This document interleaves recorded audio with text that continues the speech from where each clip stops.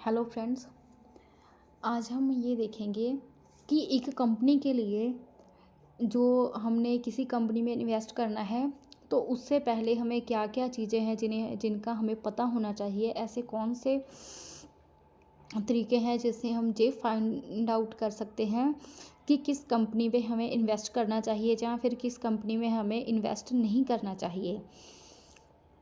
इसमें देखिए, जैसे हम कोई भी कंपनी ले लेते हैं, एक्साइड इंडस्ट्रीज़ ही ले लो। इसमें पहले तो हमें ये देखना है कि जो कंपनी है, ठीक है, उसका रेवेन्यू कितना है, प्रॉफिट कितना हो रहा है और नेट वर्थ कितनी है। रेवेन्यू वो होता है जैसे हमने कोई सेल्स की हैं, उससे हमें जो भी प्रॉफिट्स जनरेट हुए हैं, इनकम जनरेट हुई है, वो हमारा रेवेन्यू होता है। प्रॉफिट्स होते हैं हमने कोई कोई हमने सेल्स की, हमने कोई प्रोडक्ट की सेलिंग की, कुछ भी किया, उससे हमें जो भी हमारे खर्चे हैं उसे निकाल कर जो भी बचता है वो हमारा प्रॉफिट होता है। ठीक है, इसमें अगर हम नेक्स्ट देखें तो हमें कंपनी के बारे में देखना होता है कि कंपनी कितनी पुरानी है। जितनी कंपनी पुरानी होगी उतना ही उसकी जो फाउंडेशन होती है वो स्ट्रॉन्ग होती है। ठीक है, जैसे ये देखिए, ये एक्साइड इंडस्ट्रीज़ है वो कितने सन में बनी थी, 1947 में बनी थी। ठीक है, अब हम इसका शेयर होल्डिंग पैटर्न देखना होता है। इसमें क्या होता है, हमें ये देखना होता है कि जो प्रमोटर्स हैं उसका जो उसका शेयर होल्डिंग पैटर्न है वो कम से कम 50% होना चाहिए। अगर वो 50% से ज़्यादा है तो फिर हम देखते हैं कि वो कंपनी अच्छी कंपनी है।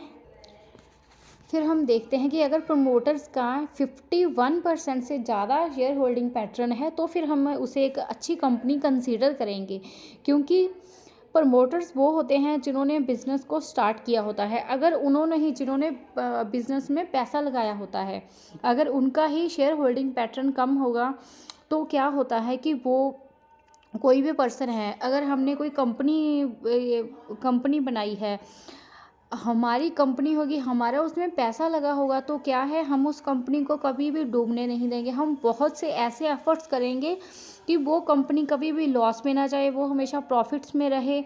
ये सब क्या होता है, अगर प्रमोटर्स का शेयर होल्डिंग पैटर्न ज़्यादा होगा तो वो कंपनी भी कभी लॉस में नहीं जा सकती। अगर वो कंपनी कभी लॉस में जाती भी है तो क्या होता है कि हम उसको प्रॉफिट्स में लाने के लिए, उसकी सेल्स जनरेट करने के लिए हम बहुत सारे एफर्ट्स करते हैं।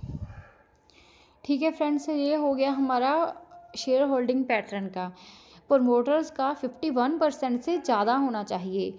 जो दूसरी बात है वो हमें क्या देखना होता है, हमें इसकी जो डिटेल्स में, अगर हमने लॉन्ग टर्म के लिए इन्वेस्ट करना है तो वैसे तो अगर तो हमने शॉर्ट टर्म के लिए इन्वेस्ट करना है तो फिर हम ऐसे ही टेक्निकल्स को देखकर हम ये एस्टिमेट लगा सकते हैं कि ये कंपनी हमें इन्वेस्ट करने के लिए हमारे लिए ठीक है कि नहीं है। अगर हमने इसे लॉन्ग टर्म के लिए होल्ड करना है, हमें इसे रखना है सालों के लिए, तो फिर हम क्या करते हैं, हम इसके फंडामेंटल्स को देखते हैं, हम इसका फाइनेंशियली स्टेटमेंट देखते हैं कि कैसा है, क्या हम इस कंपनी में इन्वेस्ट कर सकते हैं या नहीं कर सकते हैं। उसके लिए ये देखिए फ्रेंड्स, कुछ ऐसे इन्होंने प्रॉफिट लॉस का दिखाया हुआ है। पहले ये तो है क्वार्टरली है, अगर हम ईयरली देखेंगे तो थोड़ा डिफरेंस होगा।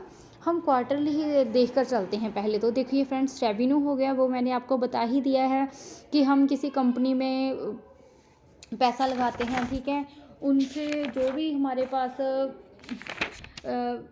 इनकम आती है वो हमारा रेवेन्यू हो जाता है। हमने कोई कुछ भी किया, उसमें जो भी हमारा प्रॉफिट होगा हमारे पास आएगा, सेल्स जनरेट होगी, वो हमारा रेवेन्यू होगा। एक्सपेंसेस वो होते हैं, हमने किसी प्रोडक्ट को बनाया, उसे बनाने के लिए जो भी खर्चे आए हैं, जितने भी खर्चे आए होंगे फ्रेंड्स, वो सारे हमारे क्या होंगे, एक्सपेंसेस होंगे।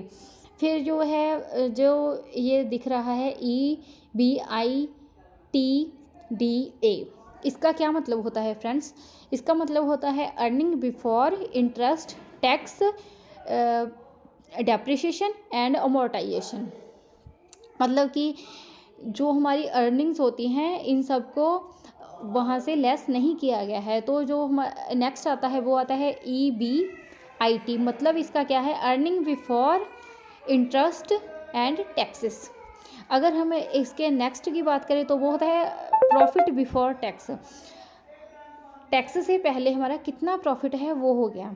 अगर हम नेक्स्ट देखते हैं तो नेट प्रॉफिट, हमारे सभी एक्सपेंसेस टैक्सेस वगैरह जो भी होता है सभी को निकाल कर जो हमारे पास बचता है वो क्या होता है, हमारा नेट प्रॉफिट होता है कि हमने कितना प्रॉफिट इस साल या फिर 6 मंथ में कितना प्रॉफिट हमने जनरेट किया है। ठीक है फ्रेंड्स, अगर हम मेनली तो यही होता है प्रॉफिट एंड लॉस। देखें फिर बैलेंस शीट में जाते हैं तो हमारे पास आ जाती हैं, जैसे बैलेंस शीट में हमने शो करना होता है हमारे पास लाइबिलिटीज़ कितनी है, हमारे पास एसेट्स कितनी है। ठीक है फ्रेंड्स, ये सब कुछ होता है बैलेंस शीट में शो होता है। देखिए अब हम बात करते हैं करंट एसेट्स की। एसेट्स बहुत यानी जैसे हमारे पास फर्नीचर हो गया, हमारे पास कोई लैंड होगी, बिल्डिंग होगी, ये सब होते हैं एसेट्स होती हैं जी। ठीक है फ्रेंड्स, अगर हम बात करें नॉन करंट एसेट्स की, वो ऐसी एसेट्स होती हैं जो हमारे पास नहीं होती हैं, मतलब हम ले सकते हैं इन फ्यूचर हमारे पास आ सकती हैं।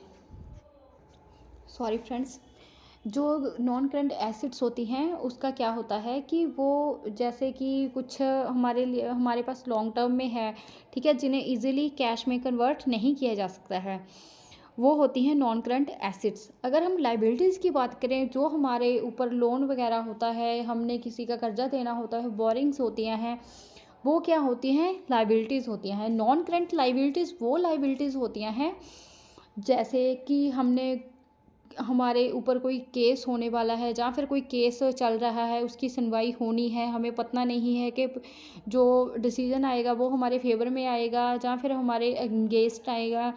ये क्या होता है, नॉन करंट लाइबिलिटीज़ होती हैं फ्रेंड्स।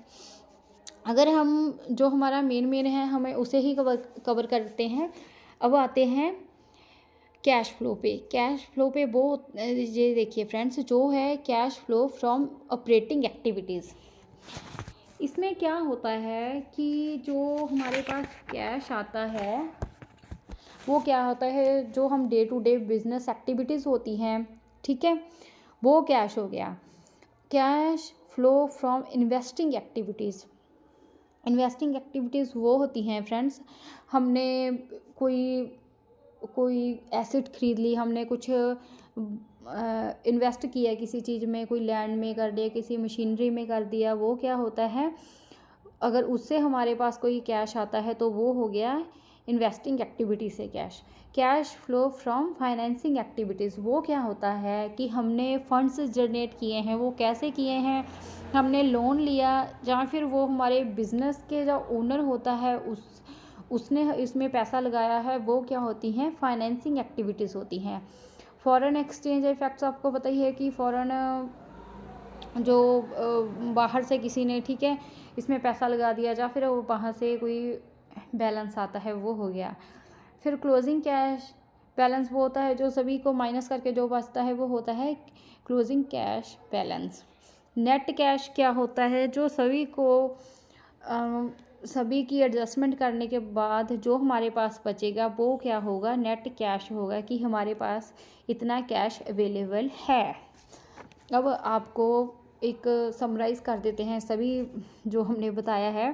पहला क्या है, अगर हमने लॉन्ग टर्म में इन्वेस्ट करना है तो फिर हमें उसका फंडामेंटल चेक करना होता है कंपनी का। अगर हमने शॉर्ट टर्म में इन्वेस्टमेंट करनी है तो फिर हम क्या होता है, टेक्निकल्स को देखकर हम उसमें इन्वेस्ट कर सकते हैं। उसके लिए जो मेन होता है पॉइंट, वो हमें ये देखना होता है कि जो कंपनी है, ठीक है, उसकी जो मार्केट कैपिटलाइजेशन है वो कितनी है, मार्केट कैप कितना है, वो देखना होता है। सेकेंडली हमें ये देखना होता है कि जो कंपनी है वो कितनी पुरानी है, उसमें शेयर होल्डिंग पैटर्न जो प्रमोटर्स हैं उनका 51% से ज़्यादा होना चाहिए।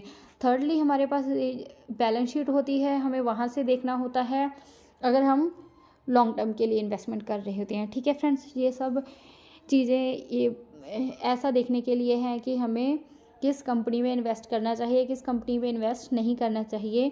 अगर आपको वीडियो अच्छी लगी हो तो वीडियो को लाइक करें, चैनल को सब्सक्राइब करें और ज़्यादा से ज़्यादा वीडियो को शेयर करें। Thanks for watching this video.